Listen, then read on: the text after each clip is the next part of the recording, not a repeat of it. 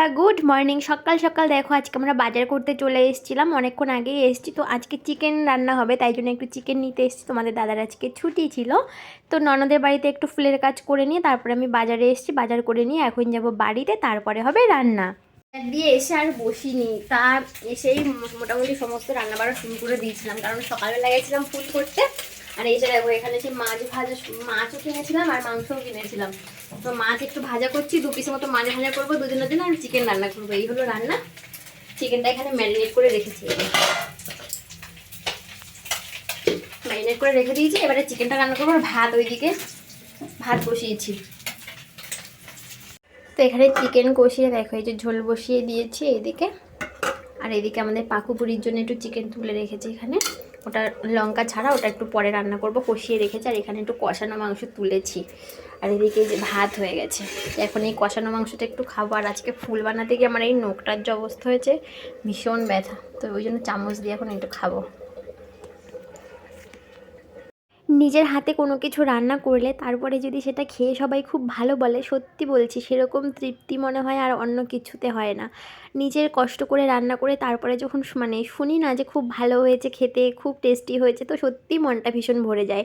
তো আমার বর সব সময়ই এরকম, যা রান্না করে দিই ও মোটামুটি খুব ভালো খায়, খেতে খুব ভালোবাসে।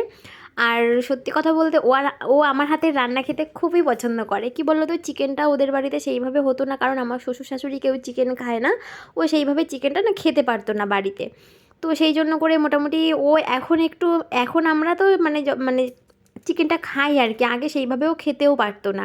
তো মোটামুটি কি বললো তো, এখন রান্না করে দিলে ও খুব ভালো সকাল প্রায় 6টার দিকে আজকে আমাদের ওঠা হয়েছিল। তো দুপুরবেলা খেয়ে দিয়ে নিয়ে না আর কি বলবো, এত কষ্ট হয়ে গেছিলো, তো খেয়ে দিয়ে নিয়েই ঘুমিয়ে পড়েছিলাম। একটু রেস্ট করে নিয়ে তারপরে মোটামুটি সন্ধ্যের দিকে সন্ধ্যে দিয়ে তারপরে আবার এখন একটু ময়দা মাখতে বসেছি, কারণ একটু বানাবো পরোটা ভেবেছি। তো দেখা যাক এখন।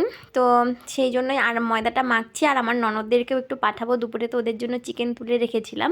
তো একটু চিকেন আর পরোটা করে ভাবছিলাম পাঠাবো। তো দেখা যাক এখন কত দূর কী করতে পারি। এখন ময়দাটা মেখে রাখবো।